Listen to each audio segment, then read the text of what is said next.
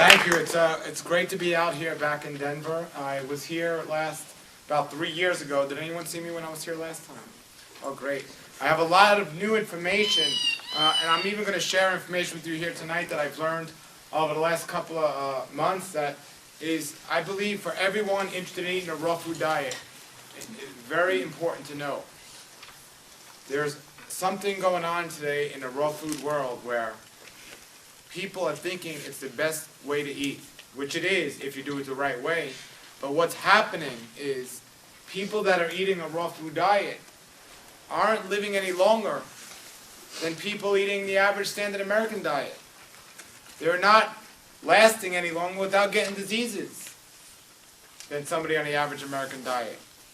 Why are we doing this? And this is what I'm going to cover tonight, along with some other important information.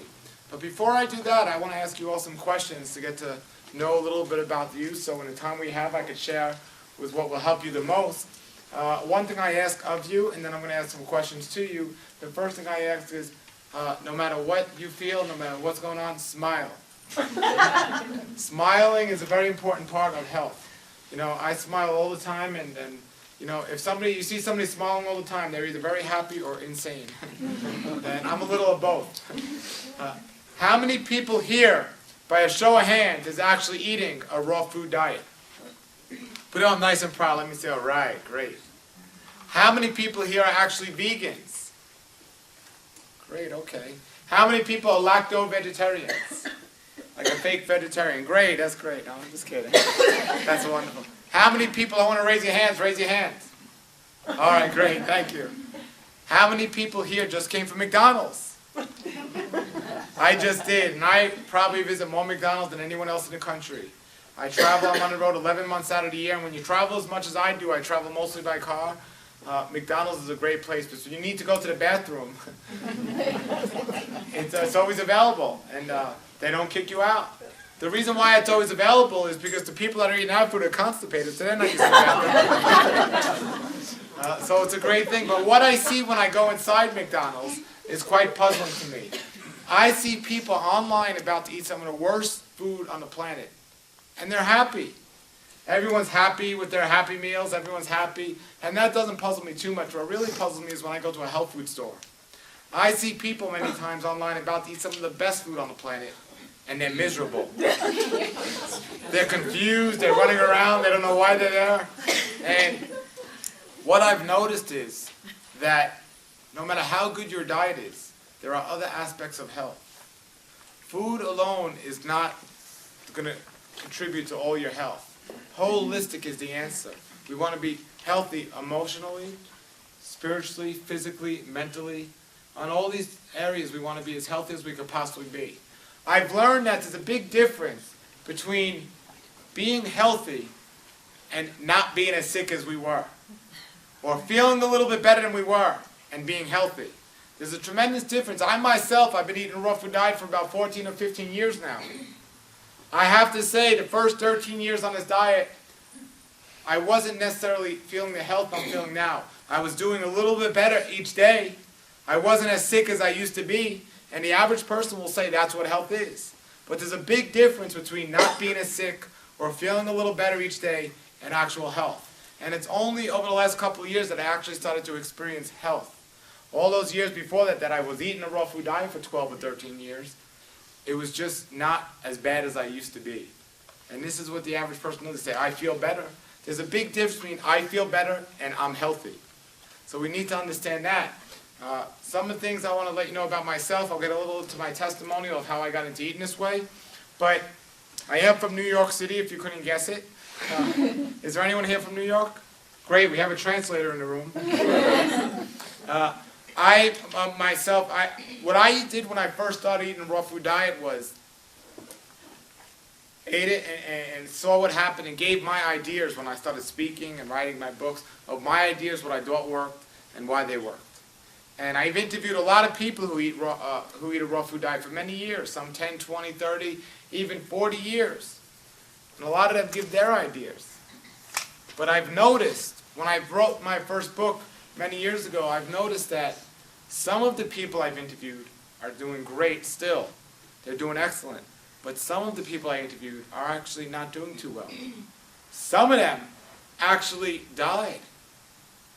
Now, everyone I interviewed, I consider my friends and I love them, but I had to look at what happened here because I wanted to know what was going on, because one of the people I interviewed was the Dr. Fred Bishop.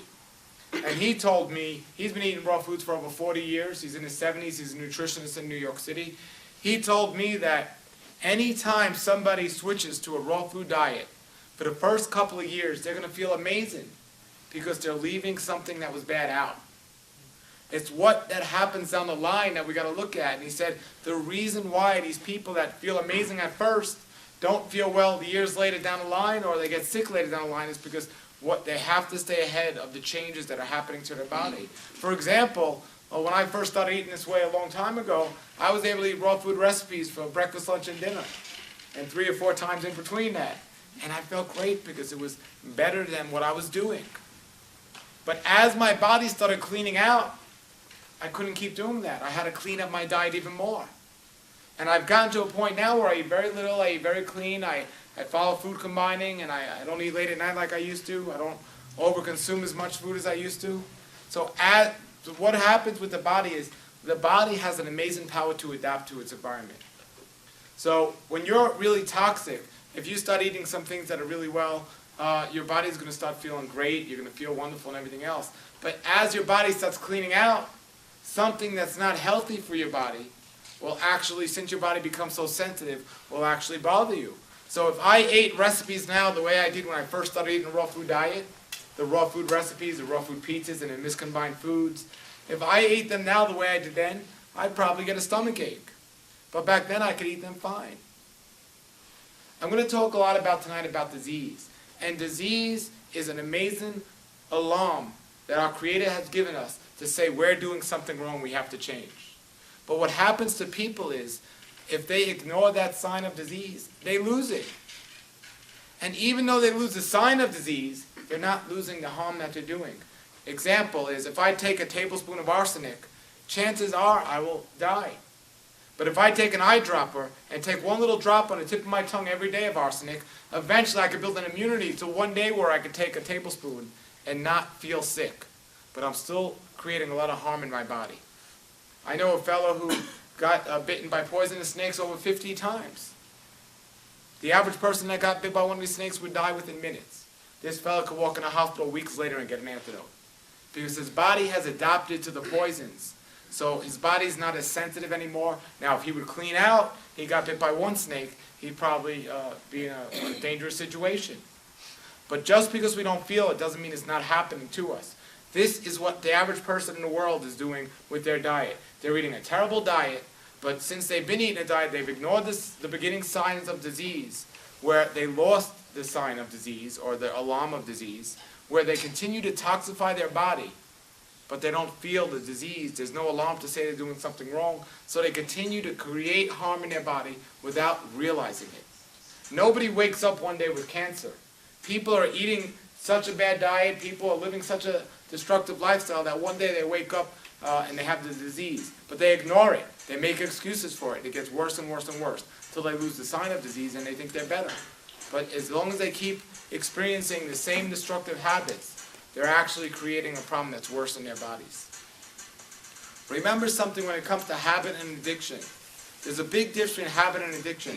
A habit is something you do it normally, regularly, and you enjoy it, so that's a habit. A habit you can break whenever you want.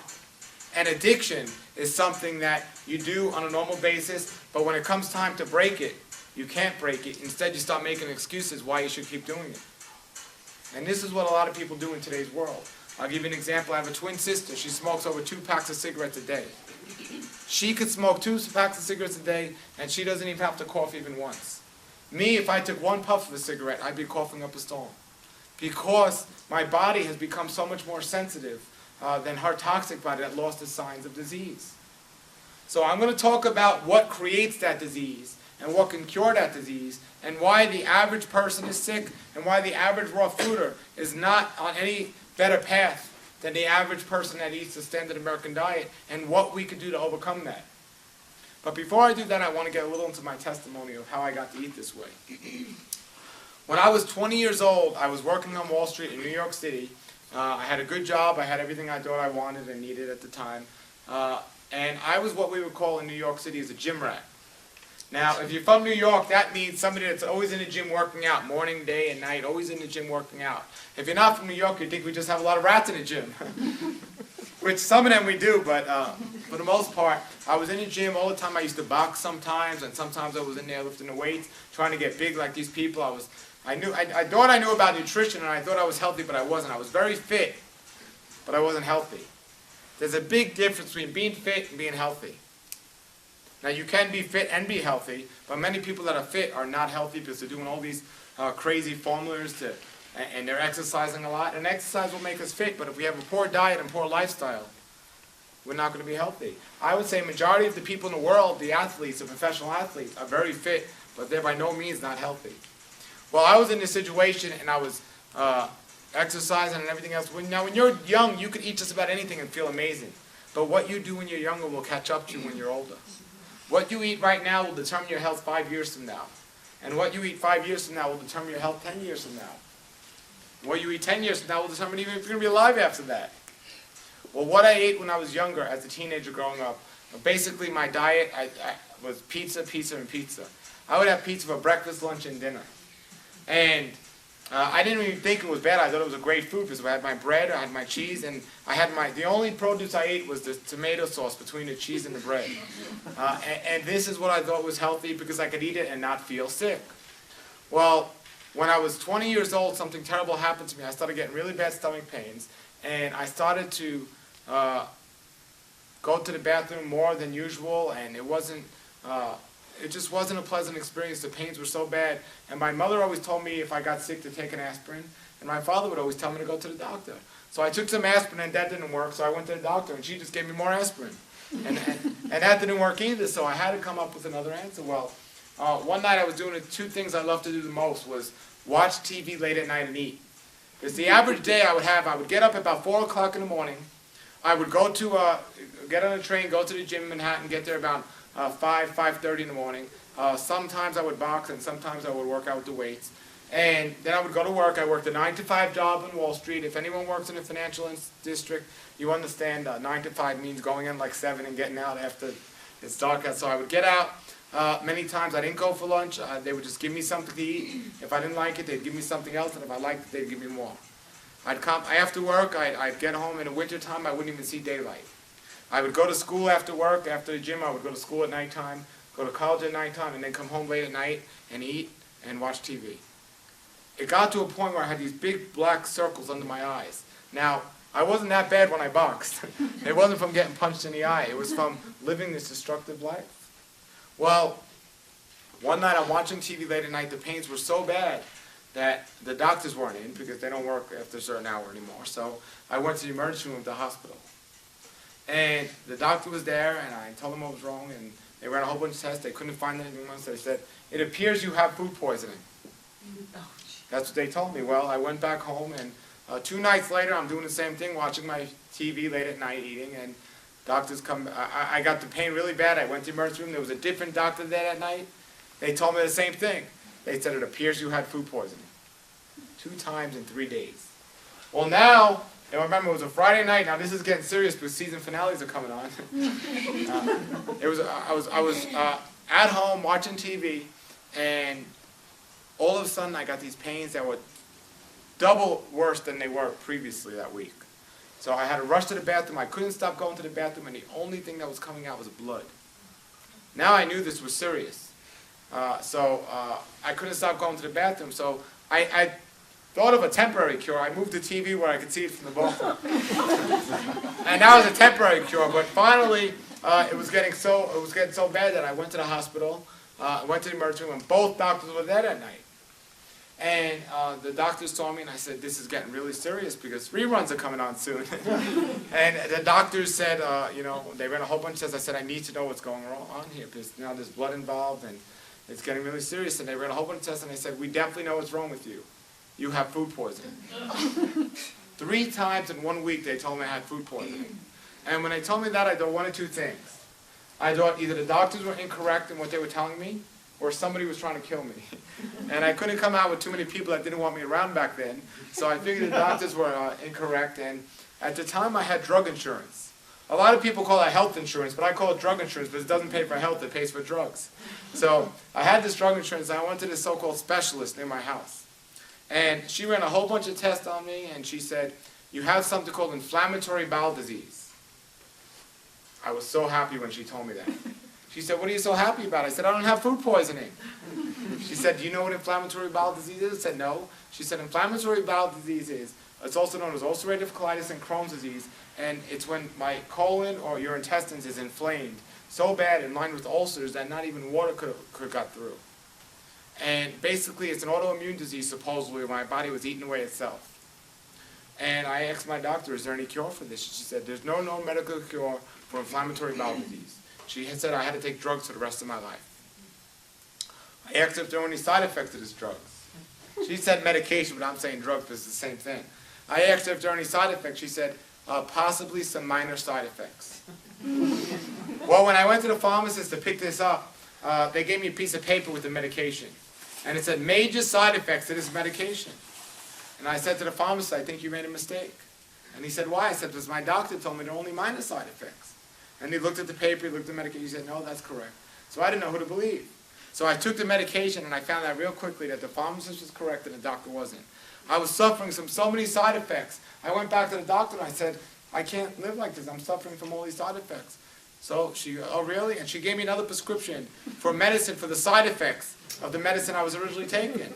And this happened 3 or 4 times before I knew I was taking more medication than my grandmother. Something was wrong here. I was 20 years old. That is not right. So I finally started to question what was going on. The first time I questioned it is when every time I walked in my doctor's office, I would see the same people in the waiting room. I mean, I've gotten to know them, and they've gotten to know me very well. And I figured, if the doctor was so good, why do these people keep coming back to visit her? They're certainly not coming back to say how good she's doing. So then I started to go to some other doctors, and I kept seeing the same people at other doctors. Before we know it, we had like our own little club, the waiting room group. And we would just go to different places and see each other we knew. And we come to the conclusion that the doctors really don't know about health. They don't know about preventive medicine. They're actually, they don't cure disease, they control disease. They're legal drug dealers. That's what they do. By the way, is anyone here a doctor? Now, if you are, some doctors are wonderful. Emergency room doctors, cases of spinal cord injuries, plastic surgery after an accident, these doctors are wonderful and very needed. However, if I'm going to put something in my body that's going to create a discomfort or a disease, the cure is not to take some medicine to counteract it. The cure is to stop putting what's creating the problem. Health doesn't begin with what we add to our diet, it's what we eliminate that counts. So I started to look around, and I started to hear that diet was possibly a cause of inflammatory bowel disease. I didn't hear this from my doctor, but I heard this from other people. So I asked my doctor, I said, is there any connection between diet and inflammatory bowel disease? And the doctor told me there are no medical studies to prove any connection between diet and inflammatory bowel disease. Well, now I started to get real curious about something. I said, since she was wrong about everything else up to this point, maybe there is a connection. So I looked into it further, and I had some information brought to me that said dairy products were a contributor to inflammatory bowel disease. I didn't even know what dairy products was at the time. I mean, I knew it was milk. It says right there, dairy milk. I didn't know it was ice cream, butter, cheese, and all these things. And when I found out it was, I realized 80% of my diet had dairy products in it. I said, I got to find out if this is a problem or not. So I went to my doctor and I said, is there any connection between dairy products and inflammatory bowel disease? She said, there are no medical studies to prove any connection between dairy products and inflammatory bowel disease. So I tried something. Without telling her, I said to myself, I'm going to eliminate dairy products and see what happens. So I eliminated dairy products from my diet, and I started to get better. Or I was sick less often. It was like, wow, this is amazing. It's very interesting. So then I started to hear that eating animal products was bad for me. So I asked my doctor, is there any connection between animal products and my condition? Take a guess what she said. She said there are no medical studies proving any connection between my condition and eating animal products. So when she told me that, I knew I had to become a vegetarian. So I became a vegan overnight, a junk food vegan. At the time, I didn't know better. I thought I was eating the best food in the world. And I was actually a junk food vegan because I was eating my tofu cuties and my frozen burritos and everything else, and my frozen pizzas. and my soy boy raviolis and hot dogs, and I was saying, I'm eating the healthiest diet out there. I started telling people they have to eat better. You need to have organic cookies instead of regular cookies and all this. So finally, I wasn't completely better, but I was pretty much not as sick as I used to be. And I started to realize my doctor was a genius. Every time she told me something, I did the opposite, and I would get better. And if you want to be the healthiest person in town, go to the most popular doctor in town. And whatever they tell you, do the opposite. And you'll see some pretty amazing results. So I started doing this, and everything was going well, but I still wasn't completely cured. So I started to get stress had a lot to do with my condition. So I asked my doctor, I said, is there any connection between stress and inflammatory bowel disease? She said, there are no medical studies to prove there's any connection between stress and inflammatory bowel disease. Well, when she told me that, I knew I had to reduce the stress in my life. So the first thing I did was got rid of her. So I eliminated her from my life, and right away I felt better. Then I wanted to move to a more stressless environment, because even around New York City where I was growing up, my friends and especially my family, you know, my family, it's something about family when you talk about health and everything else, they just won't listen to you. And it doesn't help that, if you've ever seen the show Seinfeld, my family is like George's parents. So it doesn't help. So I wanted to remove myself from that stressful environment. So I looked all over the country. This was about 15 years ago, 14 years ago. And I chose a place called West Palm Beach, Florida. Now when I moved there 15 years ago, there wasn't much stress going on. People knew how to vote back then down there. It was a very stressless environment. But for being from New York, I was a little kind of always watching over my back and everything. And so finally one day I kept seeing this van following me. And it said on the side of it, Hippocrates. And I noticed this because I was like, why is these people following me? What did I do? And what do they want? So every day I would see this van, right, on my block, Hippocrates. So one day I said, I'm going to do something interesting. I'm going to follow the van to see where it's going instead of it following me. So I knew it came the same time every day down my block. So I'm waiting in my car, waiting for the van to come, and the van comes down the block. So I start following the van to see where it's going. And it goes to a health food store. It goes to a health food store. And the van stops, and I stop my car, and the back door swings open very slow. And I see about 5 of the most sickly looking people I ever see practically fall out of the back of the van. Then the front door swings open very quickly, and I see one of the healthiest people I've ever seen come out in front of the van, and they all start walking towards the front of the health food store with this fellow in front. They start walking single file towards the health food store. Now I wanted to know what was going on, so I just tagged along the back of the line, hoping this fellow can't count. So we get to the front of the health food store, and he turns around and he says, I'm going to tell everyone what's healthy in the health food store and what isn't. And when he says that, I'm just thinking, I hope he does. I'm thinking to myself this, I hope he doesn't take us over to the produce section. I hated the taste of fruits and vegetables. Take a wild guess where he took us. Of course he would, right over to the produce section. And he says, here it is, fruits and vegetables. This is all you need to be healthy. Not only that, I remember I said, what happens if we don't like the taste of fruits and vegetables? I'll never forget, he looked at me and he said, who are you? I told him who I was and what I was about and everything else, and I said, why are these going to help me? And he told me 4 things. And these are the things we need to remember when it comes to food if we want to be healthy. There's a difference between high quality food and low quality food. And the higher the quality of food, the higher the quality health we're going to have on a physical level. The lower the quality of food, the lower our health is going to be.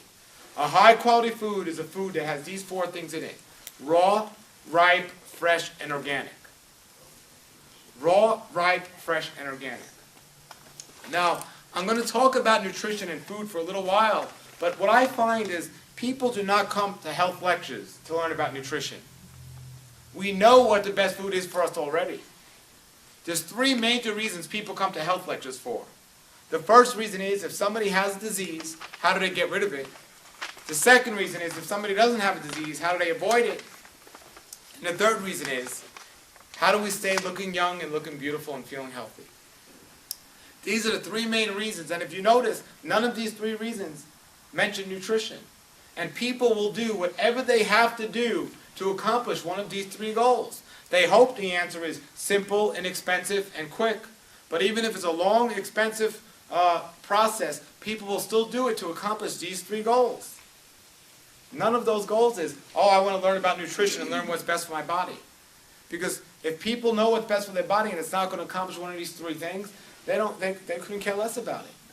So I was interested at the time to find out these three things, and I had a disease and I wanted to get rid of it. And he told me about the food and the connection with the food in the body, the high quality food. Now, when I look back on it, I already knew what the highest quality food was, but I didn't think about it. So he told me raw, ripe, fresh, and organic.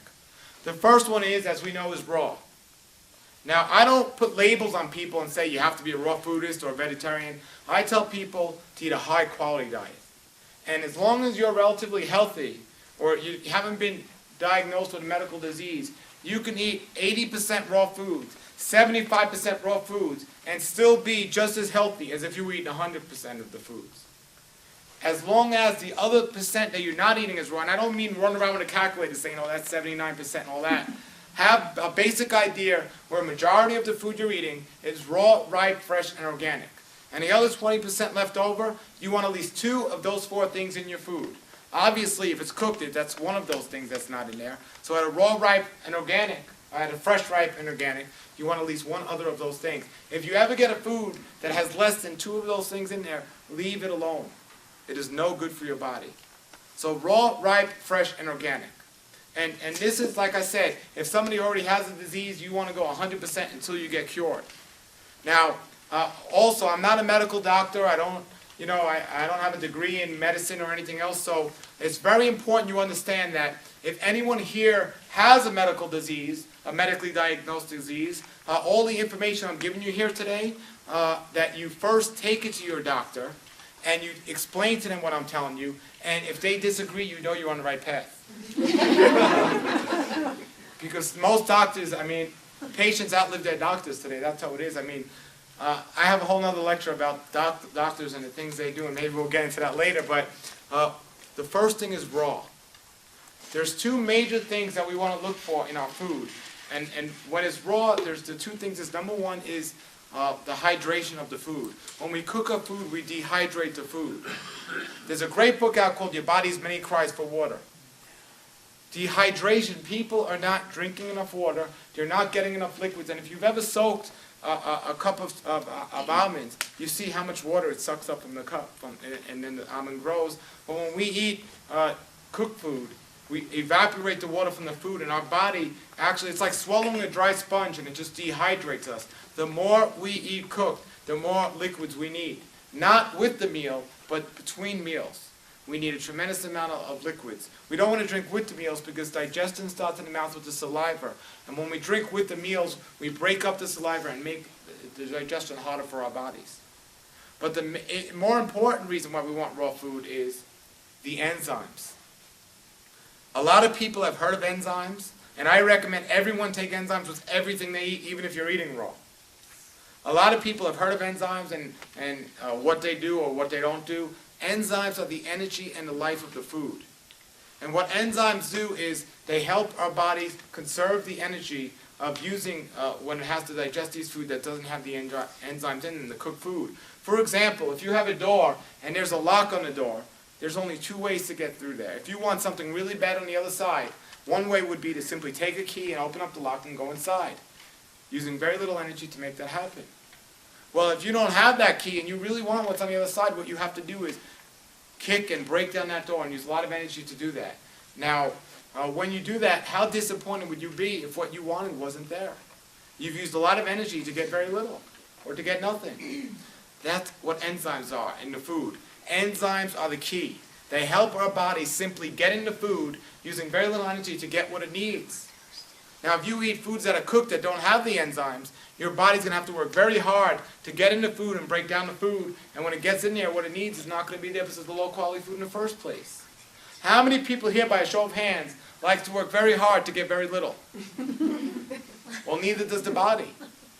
And this is one thing that creates disease. The other thing is raw, ripe. The ripeness of the food. 90% of the foods in today's markets is not found ripe.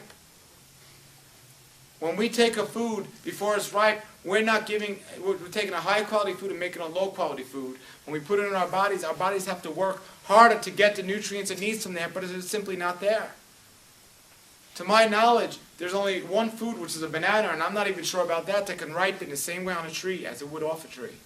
Now other foods will appear to ripen, but not to the degree with the full nutrient content as they would if they were ripened on the tree. The next thing is fresh. This is why people say, oh, if you're all raw, why do you take enzymes? Because even though when we cook foods we lose all of the enzymes, and cooking I mean over 113 degrees or higher, but when we take a food out of the ground or off the tree and we don't eat it and it's sitting somewhere for a while, it starts losing nutrients and enzymes. The longer we wait to eat it, the more nutrients and enzymes it's losing. So unless you're eating the food right off the tree or right out of the ground, you're losing enzymes. You're losing nutrients. People say, when I say fresh, they think I mean locally grown. And I'm not necessarily talking about locally grown. I'm saying to eat it as soon as it was picked or as close to the time it was picked as possible. It's much fresher to get a pineapple that was grown yesterday in Hawaii and flown here today than to get something that was picked in your backyard and has been sitting on your counter for 3 weeks. Chances are, if it's locally grown, you'll be able to eat it sooner, but that's not always the case. So we want raw, ripe, fresh, and the last one is organic.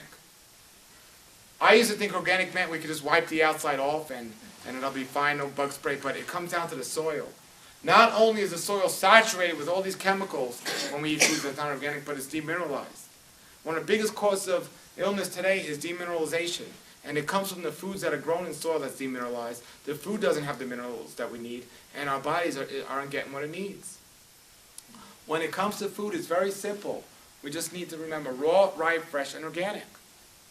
I'm going to talk about disease, but when it comes to health, there's only 2 things we have to remember. So remember this. Food is raw, ripe, fresh, and organic, and health are these 2 words. Energy and environment. That's it right there. Energy and environment. Health is creating a clean environment while using as little energy as possible to make that happen. Why I say as little energy as possible is you could have 2 cars, and one could be dirty and one could be clean, but if you take that filthy one and put it through a car wash, it can be just as clean as this one. But how much energy was used to make that car clean? The problem with people with their sickness is people are simply burning out. It's like they say a car, the better the gas, the better the car is going to run. Or the better the food we have, the more efficiently our bodies are going to work. No matter how good the gas is in a car, if the engine blows out, the car's not going anywhere. No matter how good the food is we're eating, if we burn out, our organs burn out and get exhausted, our health isn't going to come back. Energy and environment. These are 2 things we want to concentrate on. A good friend of mine, Dr. David Jubb, wrote some great books, and he said it very good when it comes to nutrition. When it comes to nutrition, we want to take as much nutrition as possible, as much nutrients as possible, while using as little energy as possible to make that happen. That's it right there. Energy, environment. We want to keep our environment clean, and we want to use as little energy as possible to make that happen.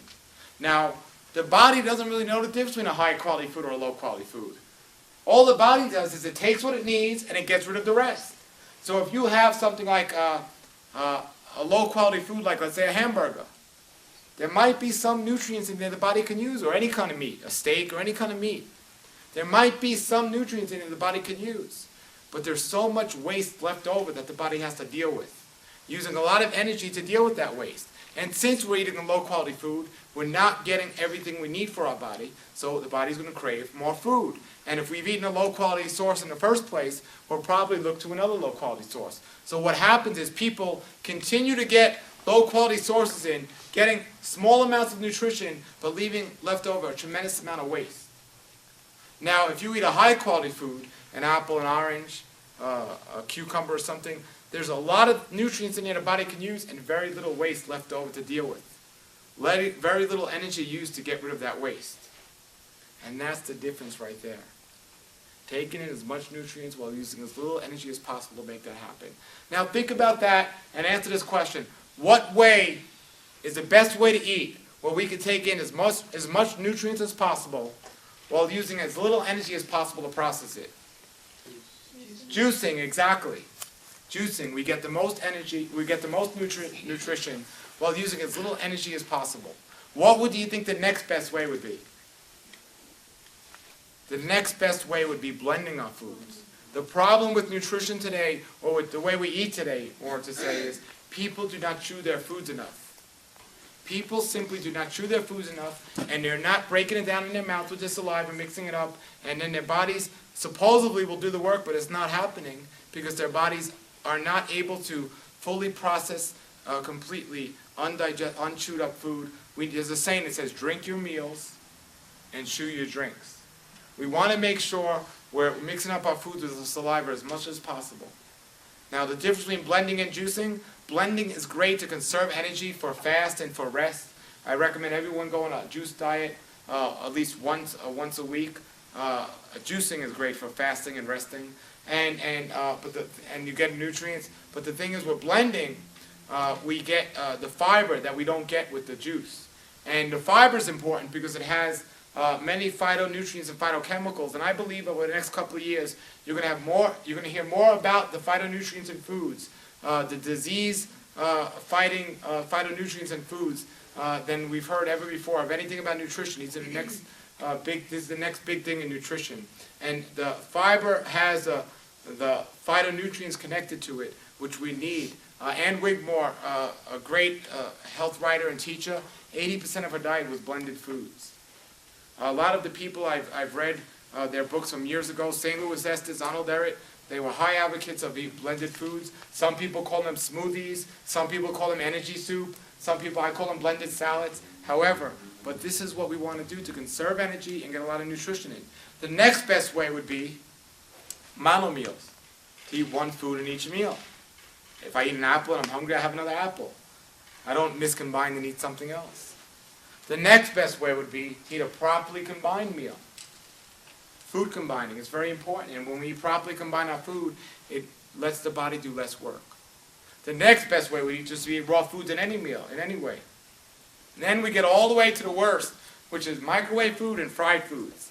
When you eat microwave foods and fried foods, what you're doing is using the most energy to get the least nutrition. The most energy to get the least nutrition, so we want to stay completely away from those things. From a nutritional standpoint, when we look at disease, I'm going to now tell you the two causes of disease from a nutritional standpoint. The two causes of disease is overeating and undersleeping. That's it right there. Overeating and undersleeping, and you cannot do one without the other. You cannot do one without the other. I know people who say they get a lot of sleep. There's a big difference between a lot of sleep and enough sleep. People I've interviewed in my books who've been eating a raw food diet for a long time, they get a couple hours of sleep, and that's enough for them because their bodies are clean. The average person who overeats needs more sleep, and sleeping is another word for healing. And when we cut our sleep short, we cut our healing short. And this is what's happening. People are getting themselves sick by overeating, and then they're cutting their sleep short, and they're not giving themselves enough time to heal. And people say, what am I supposed to do, stay in bed all day and quit my job? No, the answer is find the reason why you require so much sleep and find a way to require less sleep. The reason why we're overeating from a physical standpoint is we're eating low-quality foods. The foods do not have the nutrients in it that our body needs, so we crave more food. And we continually give ourselves low-quality foods, and we're not giving ourselves everything it needs. More people starve by overeating than undereating. We need to think about how much energy we're using to get this stuff. And when we eat the raw foods, raw, right, fresh, and organic, the high-quality foods, it keeps our body working fine. We're using very little energy. But when we use the low-quality foods and it creates this waste buildup in our bodies, that's when we run into danger. The first two signs of disease are so common in today's world that most people just ignore it.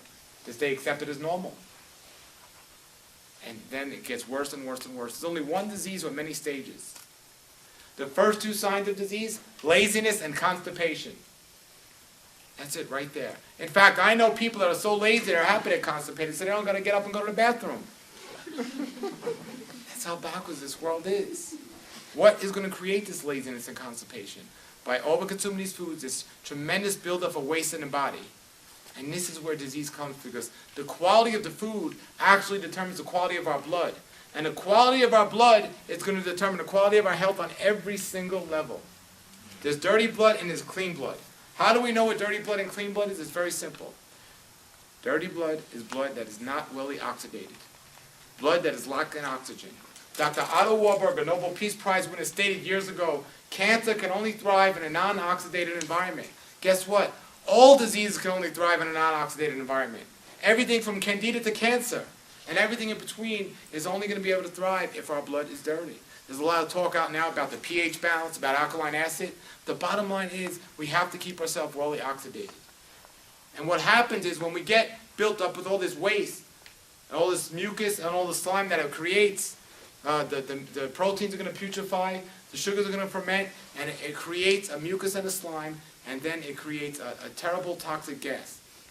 What happens is, first our liver is going to try to clean up the blood, but if we have too much of a burden, then it's going to send it over to the kidneys. Then the kidneys are going to try to clean up the blood, and if it can't do it, then it's going to go back up into the bloodstream, then the lungs are going to try to clean it and try to get it oxidated. And if that can't do it, it's going to go to the lymph system. But the lymph system, which is the waste system of the body, already has a tremendous buildup of waste in it, and if these new toxins can't get in it, it's going to stay in the blood and float around in the blood. And this gas, this toxic, deadly gas that ferments and floats around the blood, is what causes every single disease, and even the more advanced disease on a cellular level. Guess what cancer is? Cancer is the final stage of disease. It's a disease on a cellular level. We must do the cleansing. We must do the conserving of the energy. We must get to sleep to heal. We must keep the blood clean if we truly want to be healthy. When we look at what people do today, it's no wonder why we're sick. When it comes to diet, the average person eats too much fat, too much sugar, and not enough green foods. And by green foods, I mean the leafy green vegetables, the algae, the sea vegetables. People need to eat more of these because they have chlorophyll. Chlorophyll is what cleans the blood. Chlorophyll is almost liquid oxygen. It's the clean, well-oxidated blood of the plant, which is almost identical to clean, well-oxidated human blood. And this is why now at cancer institutes around the world that know what they're doing will give their patients wheatgrass. There's one product here that I highly recommend. It's called, it's a liquid algae. It's called E3 Live. It has more chlorophyll than any other edible plant food on the planet, or any food on the planet. This is why we need more green foods. You can get it any way you want to get it, from green salads, from green drinks, from superfoods, from algae, from sea vegetables. We need more greens. Now, a lot of people don't like the taste of the greens. This goes back to what Ann Wigmore did. This goes back to what I do and what I recommend other people do, is blending up our energy soups or our green smoothies or our green blended salads. You blend them up, and a great recipe, I'll give it to you right now. This is what I do most of the time, is celery, cucumber, spinach, tomato, avocado, and lemon. That right there is the best base, and you can put anything you want on top of that. You can put fennel, you add to it, you can add red pepper, or you could just leave it like that. You blend this up, you have a delicious soup, and you get a tremendous amount of greens. You could, instead of using spinach, you can use other things. Sometimes I throw edible flowers in there. This is a delicious base, and it's something what I recommend to do to get more greens. I do green drinks, I do blended salads, and the more I do this, the better I feel. Now, there are some people that promote the blended foods, but they also promote fruit in the salads. And I don't recommend this, and I'll get into it why. But the bottom line is, we need the greens. We need to get more greens in our diets. Now, going back to the cause, too much fat and too much sugar. Too much fat. There are good fats and bad fats, high-quality fats and low-quality fats. A low-quality fat is any fat that is cooked and non-plant-based. So any animal fat or a cooked fat is a low-quality fat. A high-quality fat are plant-based raw fats. Now, you can overdo anything, but chances are if you're eating a high-quality fat in a high-quality form, raw, ripe, fresh, and organic, your body will know how much it needs, and you'll stop when your body's cells are satisfied. The problem is people that eat low-quality fats in low-quality form, they overdo it, and it runs into a tremendous amount of problems. An even bigger problem is, what substance, so we talk about fermentation being the main cause of dirtying the blood and being harmful to the body.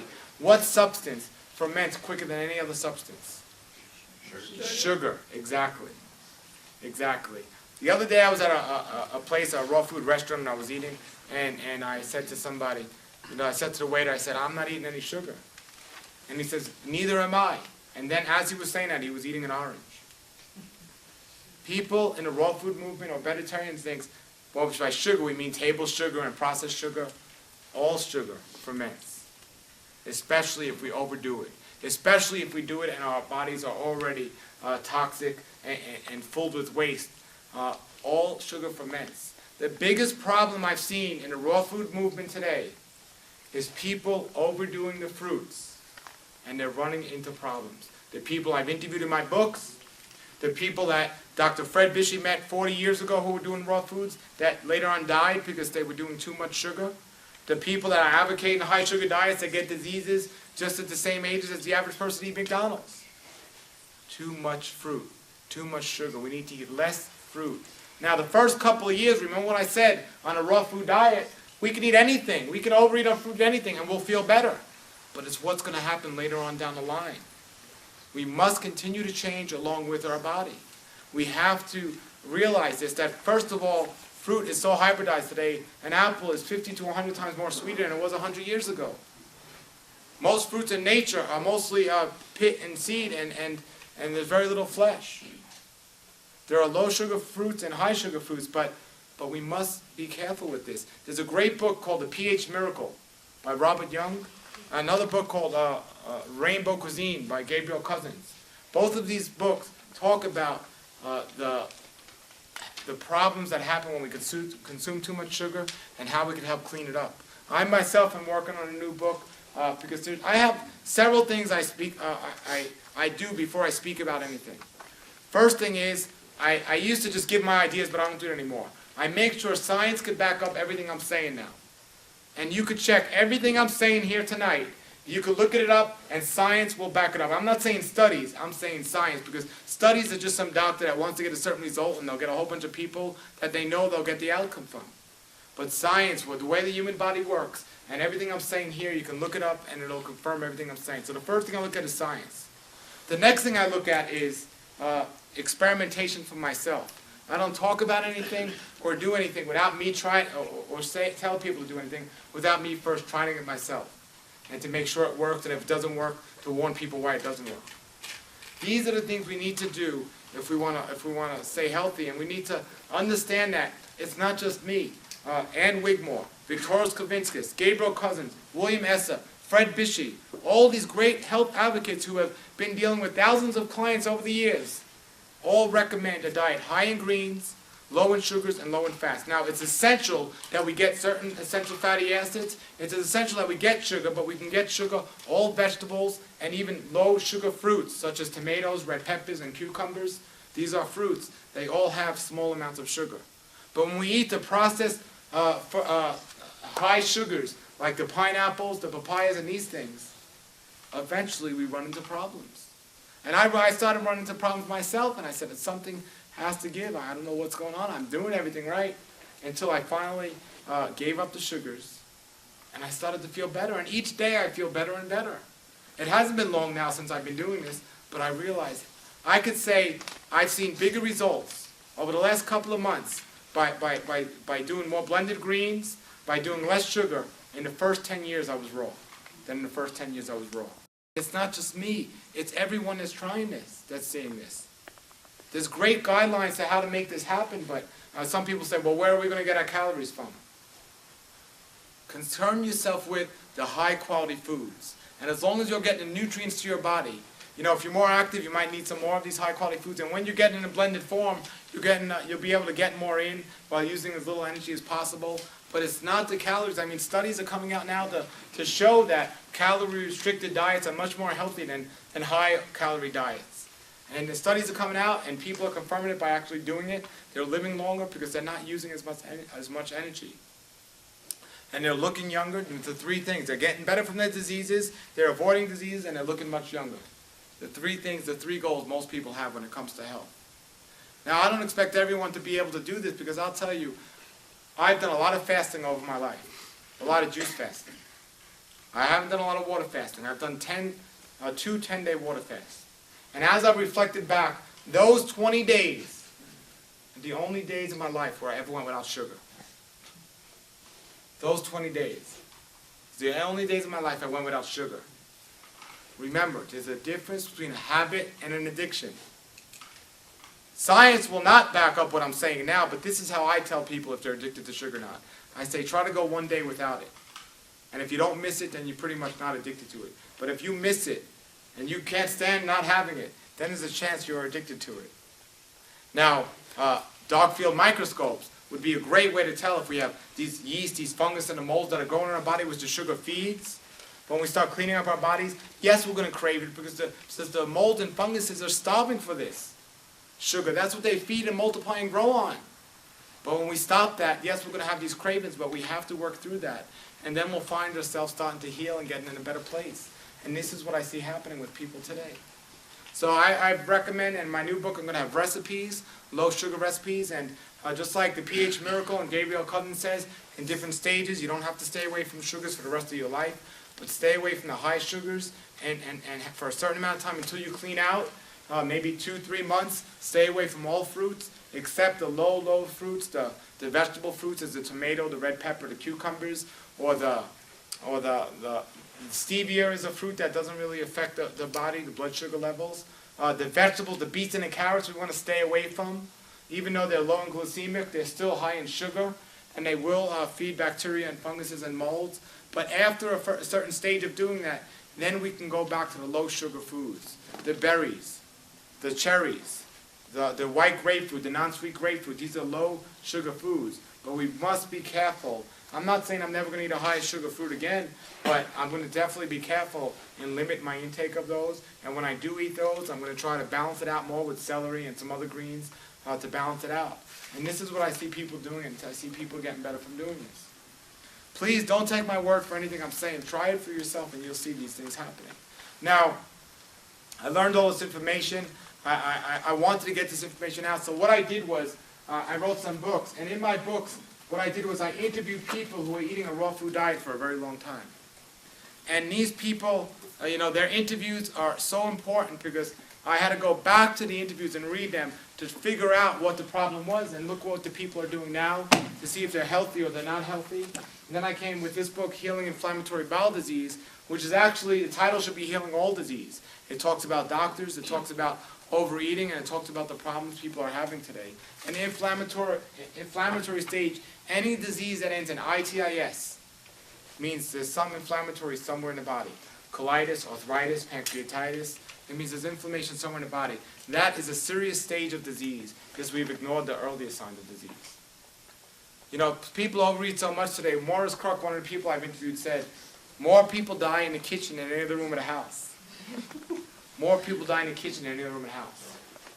Well, remember what I said earlier. Food alone is not what's causing the problem. The body is whole, and I see something even more deadly than food in our houses. When I travel, I stay with people. I'm so blessed people open up their houses to me, and I stay with people, and I see what people do. Food is not the worst things in our house. The biggest cause of disease is indecisiveness. Indecisiveness. It's knowing what's good for us and not doing it. It's knowing what's right and changing our minds too often. We already know with nutrition what the best food is for our body. It's not about nutrition. It's about what we actually do. I'll prove to you you know everything you need to know about nutrition. If anyone gets one of these next 3 questions incorrect, I will spend the rest of the night talking about nutrition. But if you all get it right, I'm going to talk about that other serious thing that we all need to focus on. The first question: what food is better for your body? An apple or an apple pie? We know about nutrition. I'll make it a little easier. I know that was very hard for you. Next question: what is better for your bodies? A carrot or a piece of carrot cake? We know what's best for us. Let me make it really simple because that was hard. What is better, a nice fresh organic salad or deep fried Twinkies? It's not about nutrition. We know what's best for us, and we know the form to eat it, what's best for us. Raw, ripe, fresh, and organic carrots, apples, and salad is better than Twinkies, cake, and candies. But because of indecisiveness, we don't always go and do what we know is best. I'll show you all how indecisive we are. By a show of hands, how many people here would like to be as healthy as you can possibly be? Some of the time. All right, let me ask you another question. How many people here would like to be as healthy as you could possibly be all of the time? Okay, let me ask you one more question. How many people here, by a show of hands, knowingly do what will keep yourselves healthy all of the time. What happened? Indecisiveness. We know what we want to do, we know how to do it, and we're sure of it. We put our hands down when somebody says sometimes, but then we don't go and do it. Indecisiveness. The problem is there's too much choice in today's world. Too much choice. And with too much choice comes confusion. And with confusion, when we make a decision, we don't make a wise choice, we make a popular choice. This is a problem.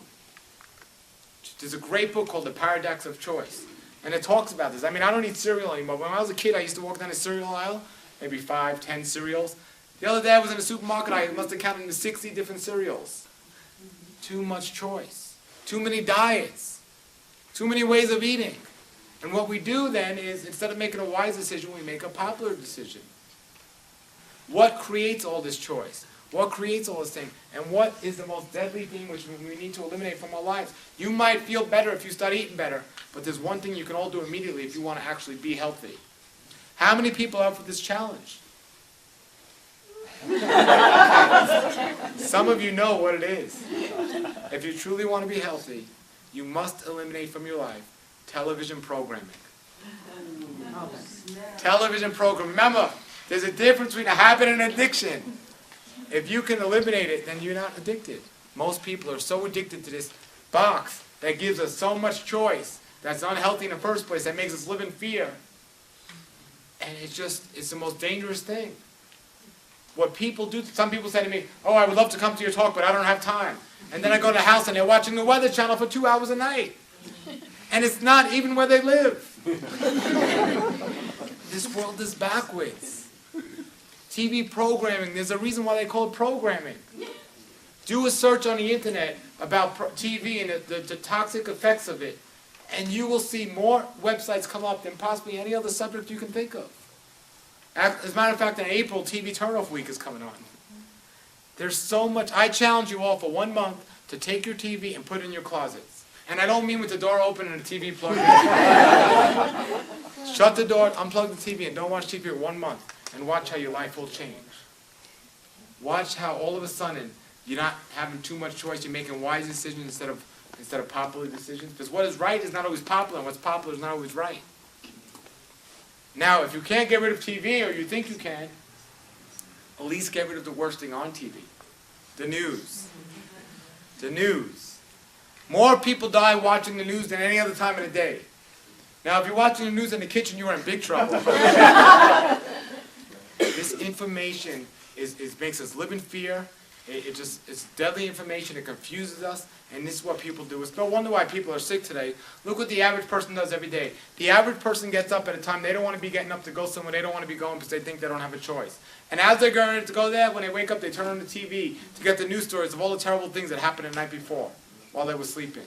Now they're so depressed when they go to eat breakfast, they're not making a wise decision. They're making an emotional decision. And they're going to eat something that they call comfort foods. I don't know why they call it comfort foods, because it never makes people feel comfortable. Now they're going to go to work, and then they're going to get to work, be with all these people they don't want to be with, and because they think they don't have a choice, then they're going to go to lunch. And now they're not going to make a wise decision about their lunch. They're going to make a very emotional decision, and it's not going to be a healthy choice. Now when they get home from work, they can't even wait till they get home to hear the news, or they can turn it on in the car on the way home.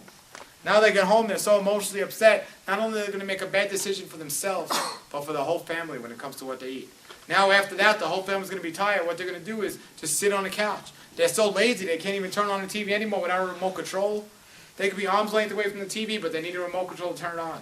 The TVs are getting smaller and smaller, the remote controls are getting bigger and bigger. They even have remote controls to control remote controls. That's what's happening in today's world. So TV makes people lazy. Then when you try to figure out how to turn it on, what you see on TV is going to make you constipated. What's the first 2 signs of disease? Laziness and constipation. I have a great rule. Unless I'm on it, don't watch it. It's TV programming. You know, there's nothing wrong with getting a VCR or DVD and watching an educational program without the commercials, because the advertisers know how to get us. I'll show you how much they get us. How many people here, by a show of hands, has ever eaten a chicken? Okay. How many people here, by a show of hands, has ever eaten a hamburger? Advertisers just get us. How many people here, by a show of hands, has ever eaten a turkey? Happy Thanksgiving, turkey. Okay. How many people, by a show of hands here, has ever eaten a rat? Knowingly. Not too many people. Some people made a face, ew, I wouldn't eat a rat. I guarantee if there was a new news campaign out that said rat meat can cure cancer and a new choice, the new meat, it would put a lot of exterminators out of business quite quickly. Years ago, there was a TV, this first Survivor that was on TV. They showed the people running around the island. They had most beautiful looking fruits right on top of them. They're running around the island chasing a rat saying, we need our protein, we need our protein. They caught the rat, ate the rat, cooked the rat, ate the rat, and they said, tastes like chicken. It was probably healthier than everything else they would eat, any chicken they would eat, but I'm not condoning eating rats. I'm just telling you how people can be controlled by commercials and TV and everything else. That's what's happening. I know people that says, oh, this mayor has to clean up my neighborhood. I come home every night and there's rats running around my neighborhood and it's gross. That same person's at the park on the weekend feeding the squirrels. A squirrel's nothing but a tree rat with a pretty tail. But it's the way things are portrayed on TV and the way people think about things. We must change if we want to be healthy. The best way to do that is to eliminate the TV sets. Our lives will change. Our thoughts about foods will change. And we can start being healthy and stop doing things for emotional reasons. People say, well, how will my kids be entertained if I don't have TV? Well, here's something called exercise, maybe. You know, what we can do is, now I'm not an advocate. Some people say, well, what about video games? Video games, I used to say, and to a certain degree I say, is one of the worst things for our children. It's one of the worst things for us, what they teach video games. I go in arcades these days, there are little kids shooting guns, and they're just hypnotized. However, there's one new video game out that I think is great because it helps our kids get exercise. And I highly recommend it for everyone. It comes from Japan. It's this dance-off game where on the screen they have these little arrows going up and you have the kids are moving their feet. I met one girl, she said she lost 100 pounds playing this game. It's an amazing thing, and I think it's wonderful to see that. I mean, it's one of my favorite things now. But for the most part, our kids need to exercise. We need to exercise. For lack of time, I'm not going to get too much into exercise, but I could say, give you a hint. Get rid of your TV, and where your TV is, put a little mini trampoline there, a rebounder. I guarantee your kids will be just as entertained as they were before. And here's something else you could do. Try opening the windows in your houses. Regardless if it's hot, cold outside, or anything, we need to get air, and people are simply not getting enough air. They're shutting their windows, and they're keeping the air stale in their houses. People always complain, oh, we get sick on the airplanes, there's recycled air. Well, what do you think's in your house when you use air conditioning and heaters and you keep the windows closed? That's why hospitals are one of the most dangerous places you can be. They're very unhealthy. They don't let you open a window and get fresh air. You know, unfortunately, I go to a lot of hospitals, not for my own good, but to see my friends. I go visit them, and they look at me, and they say, are you still eating that terrible diet? Yeah. I'm going to hospital to visit them. Then they send me to, there's McDonald's like in every basement in the hospitals now.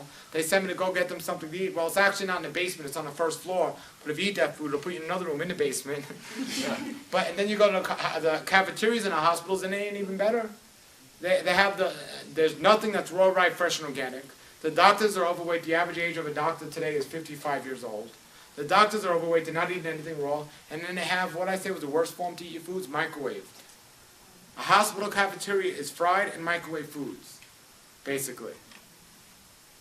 You know, 2 boxes you need to eliminate from your life is a microwave box and a TV box.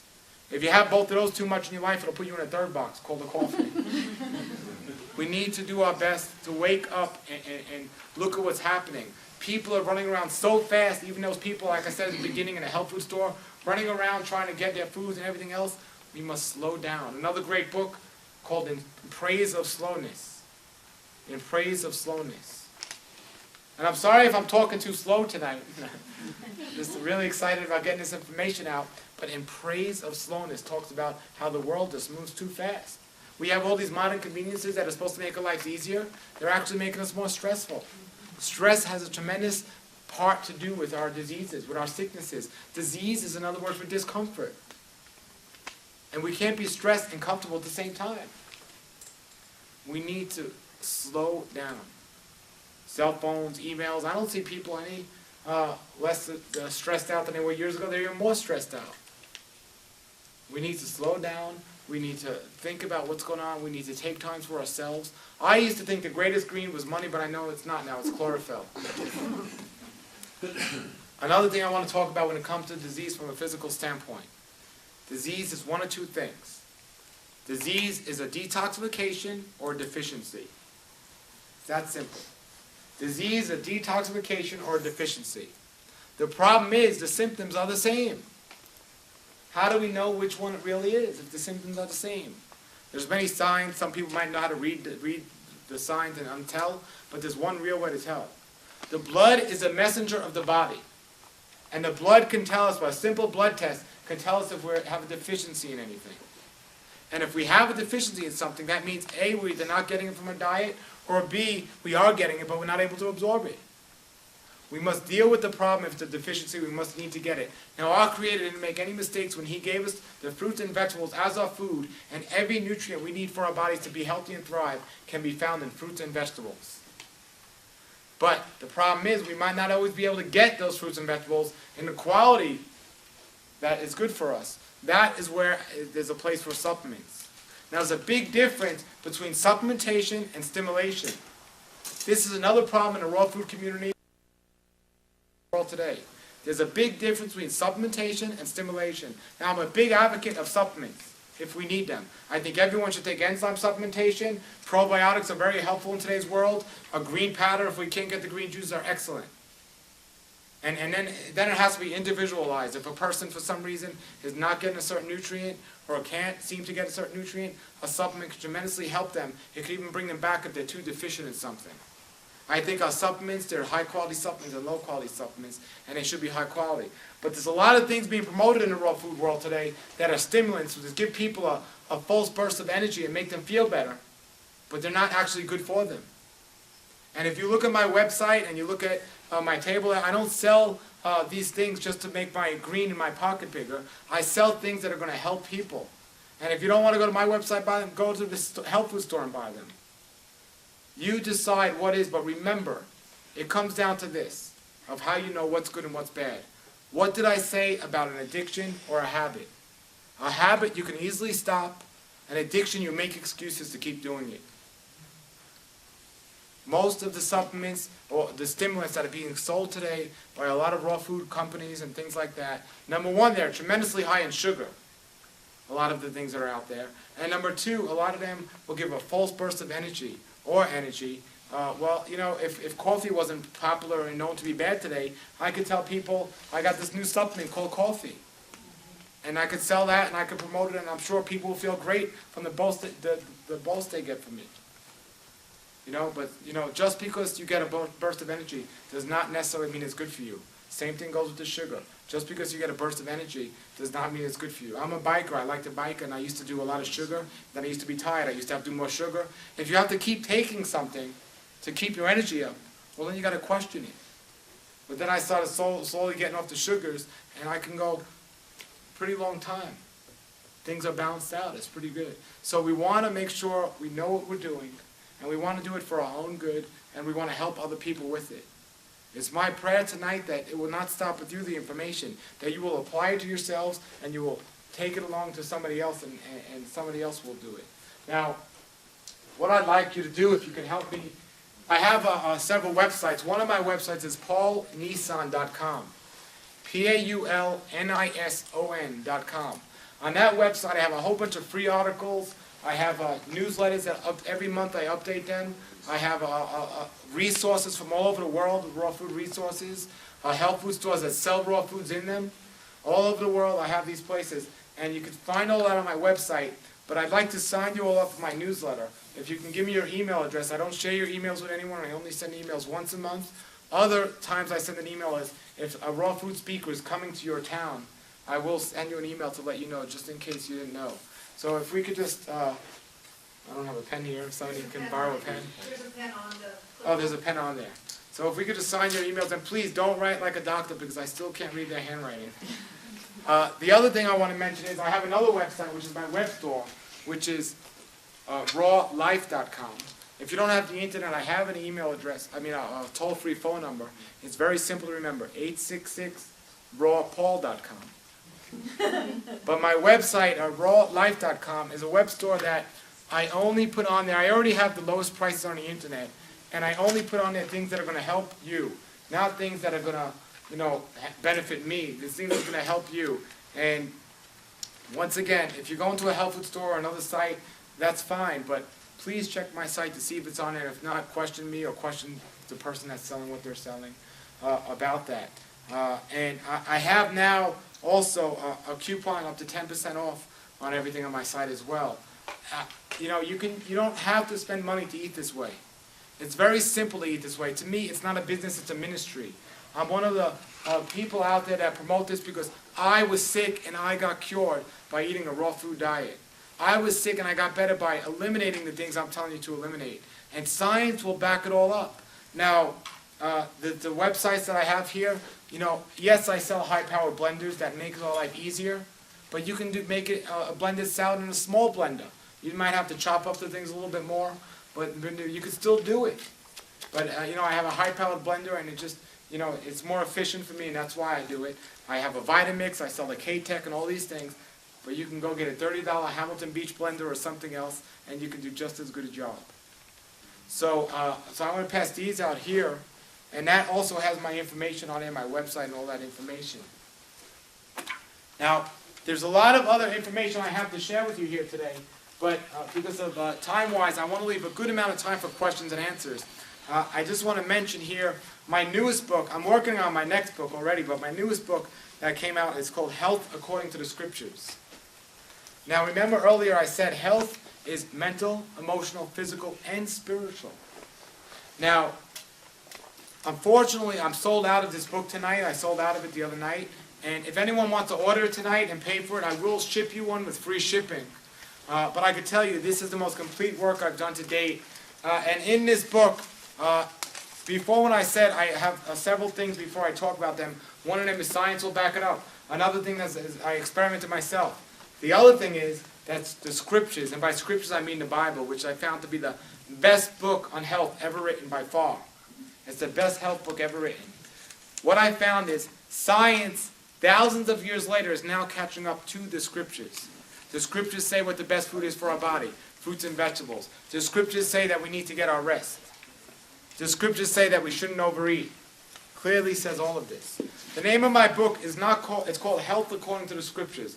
It's not called Theology According to the Scriptures. I'm not here to push my beliefs on you. It's not called Diet According to the Scriptures. It's not about what some prophet ate thousands of years ago. It's called Health According to the Scriptures. And what I have pulled out is all the health information from the Scriptures, or most of it, because there's so much more. The book would be this big if I did that, to help you. If you haven't read the Bible, you know, I recommend you read it. You'll see tremendous health information.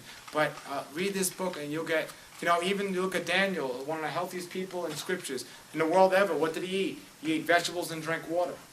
Before I read the Scriptures, I didn't know anything about it, but I read it. I said, somebody told me, they said, you know, you talk a lot about fasting and praying. Then I read the Scriptures and it spoke about that. It's like, that's amazing. It spoke about fruits and vegetables. In Genesis 1:29 it says, the food for our body is the fruit-bearing seeds and the herbs. The fruits and the herbs, they mean all the greens. In Genesis 1:28 it says, as human beings, we are supposed to have dominion over all the fish of the sea and the fowl of the air and all the living organisms of the world. What is a virus? A virus is a living organism. It's not supposed to get us down. We're supposed to overcome it.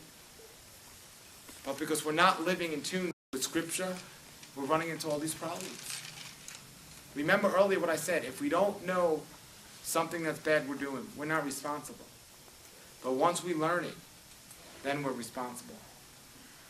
There's a saying in the Scriptures that says, to know good and not to do it is worse than not knowing it at all. You all know the information I gave you here tonight.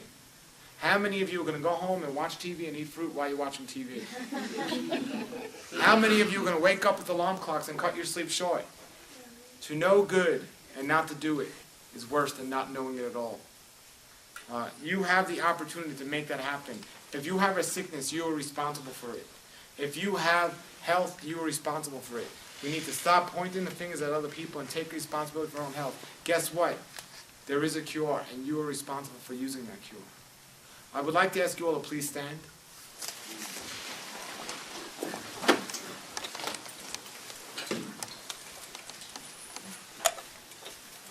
You can make happen whatever you want to make happen in your life.